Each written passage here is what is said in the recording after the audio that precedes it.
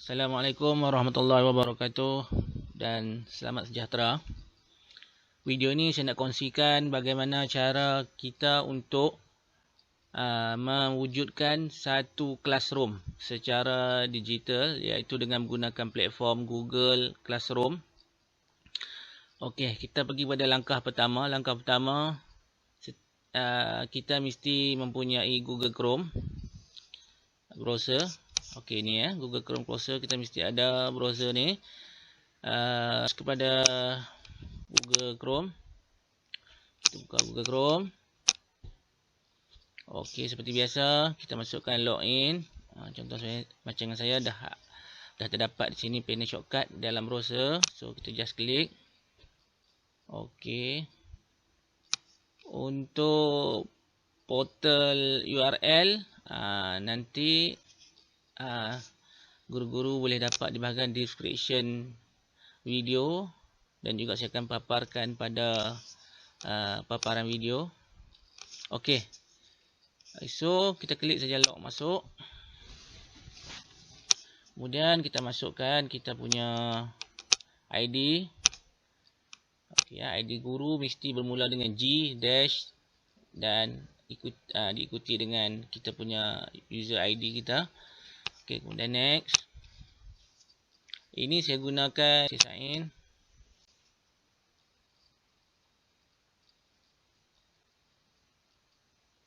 Okey, apabila sampai ke paparan ini, namanya adalah paparan menu utama ataupun dashboard utama digital learning. So, perhatikan di atas ni. Okey, terdapat murid, guru, sekolah, JPN dan PPD. So, kita sebagai guru, okey, klik kepada menu utama guru.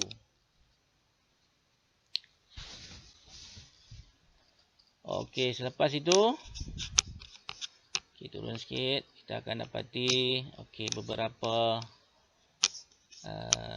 tab yang terpapar di sini Okey, untuk kita masuk ke GC ataupun kita nak membina GC, kita nak masuk ke dalam aplikasi Google Classroom, kita pergi ke bahagian tab activity, klik pada tab activity. Okey, di bawah menu aktiviti kita dapati ada Google Classroom, Microsoft Teams, latihan atas talian dan EduWeb TV. So, kita abaikan tiga ni, kita masuk kepada Google Classroom. Okey, just klik mula.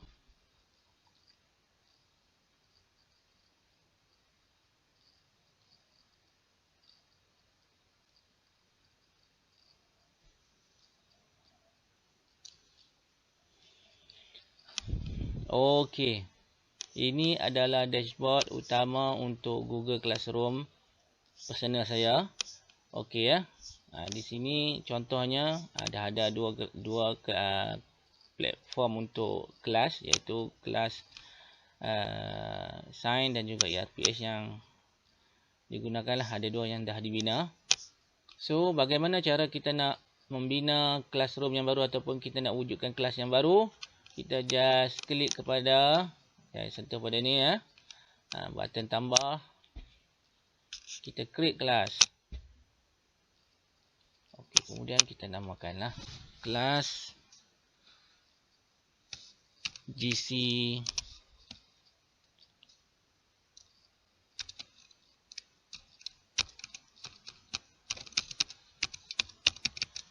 saya namakan GC percubaan. Okey, letaklah subjek.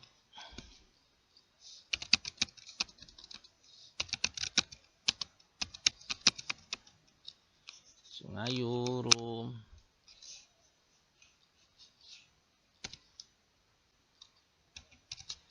Okey. So, yang pentingnya bahagian ni Yang lain ni tak perlulah. Yang lain ni kalau kita tak nak isi pun boleh. Yang penting ni yang ada tulis required mesti diisi. Okey, supaya dia dipaparkan, dia ada paparan yang kita tulis tu. Yang lain ni dia di sebelah description. Okey. So, sekarang nak mudahkan, kita letakkan nama kelas di sini. Part F lah. Sini kita boleh gantikan dengan GC subjek kita lah. Okey, ni subjek saya tulis di bawah. Nak cantiknya kita tulis di atas ni. Okey, so kita create je.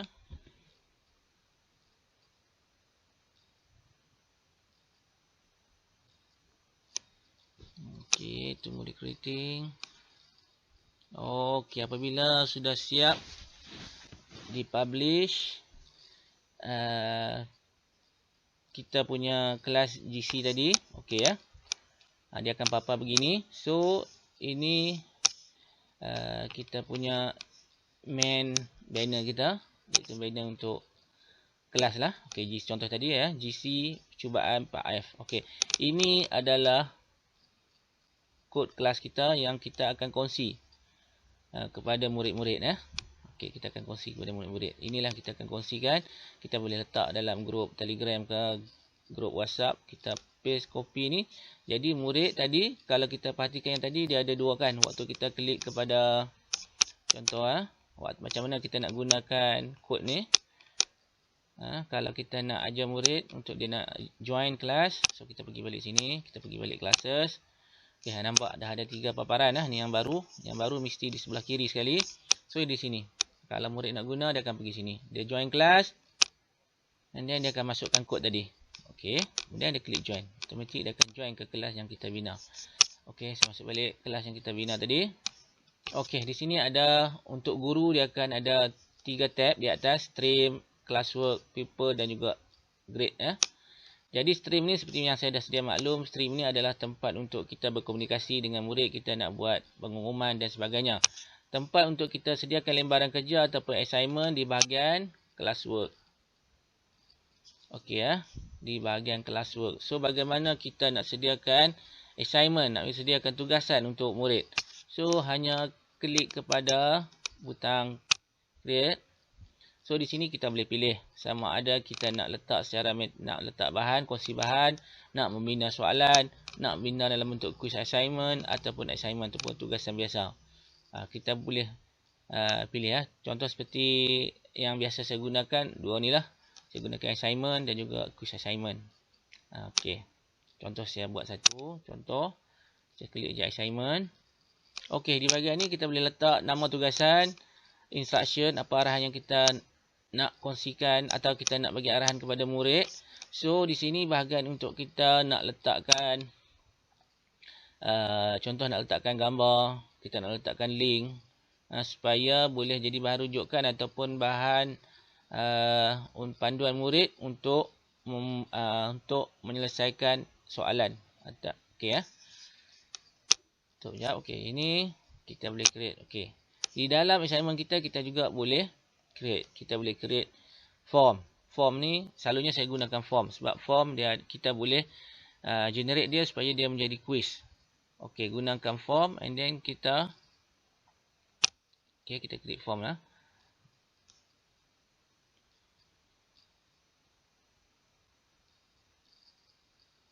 Okey, ni video ni saya nak buat secara ringkas dulu.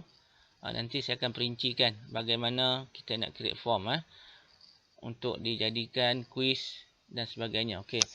Ini question. Okey. Ini respon. Tempat respon ni lah kita nak melihat feedback dia ataupun jawapan-jawapan murid. Okey, sekarang masih lagi kosong. Kalau murid dah jawab, nanti dia akan senarai. Secara kita boleh lihat secara individual, secara jawapan melalui jawapan-jawapan ataupun secara individu. Okey, ini kita boleh bina. Okey, pada bahagian ni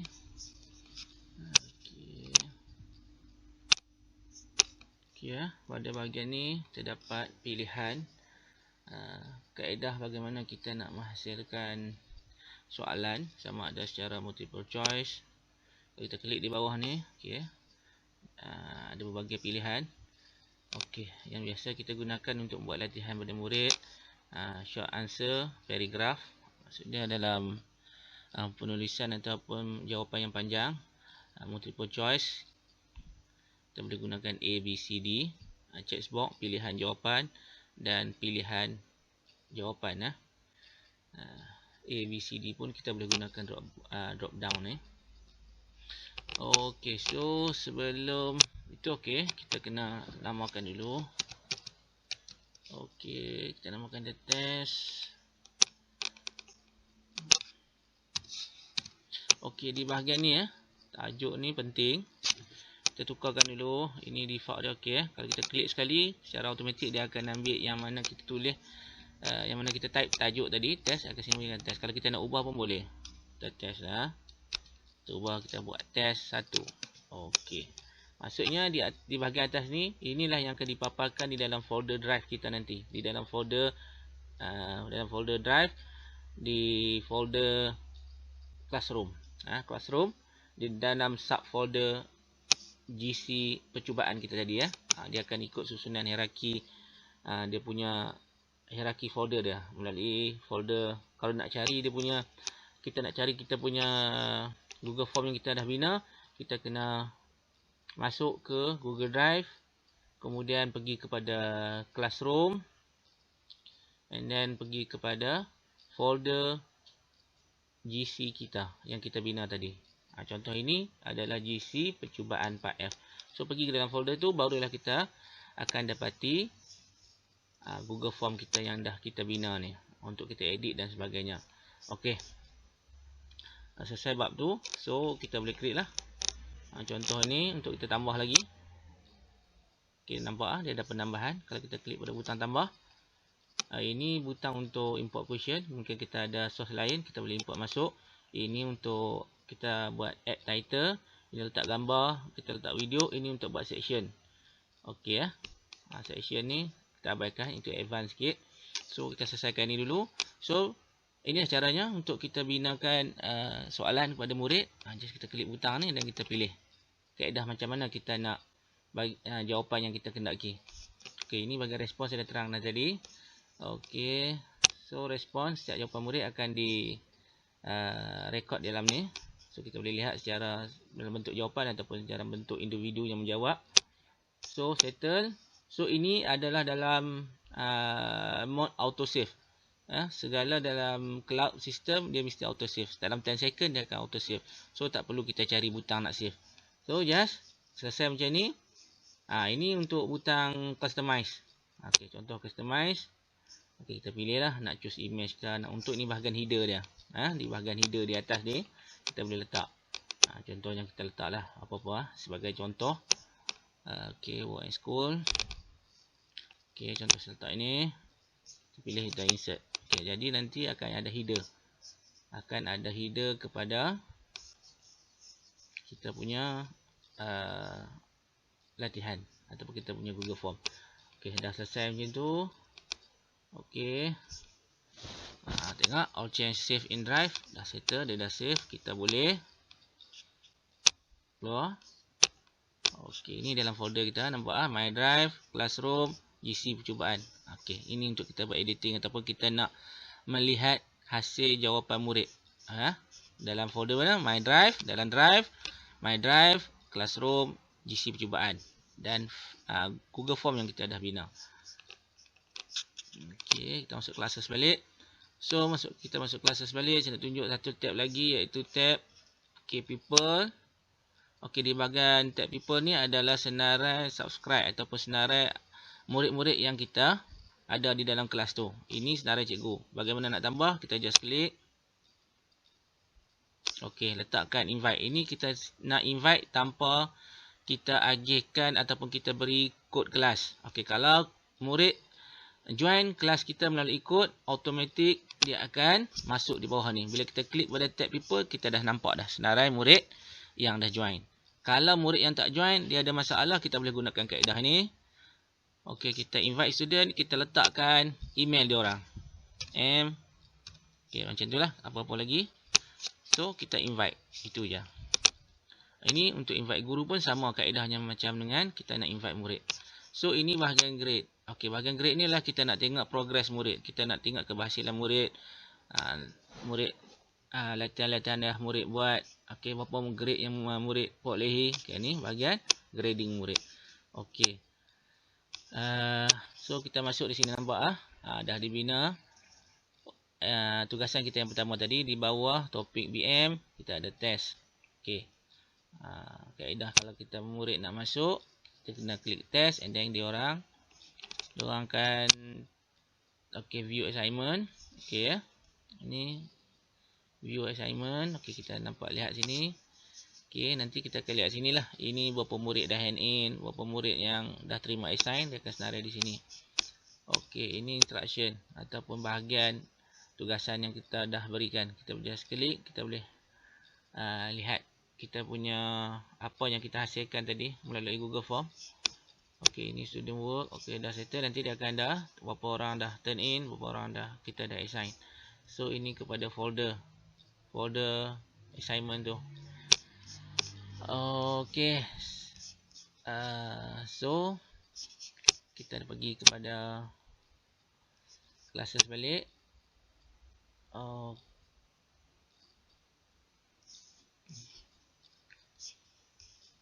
Okey, kan kita log out lah. Log out. Sign out. So, kita dah berjaya membina satu kelas Google Classroom.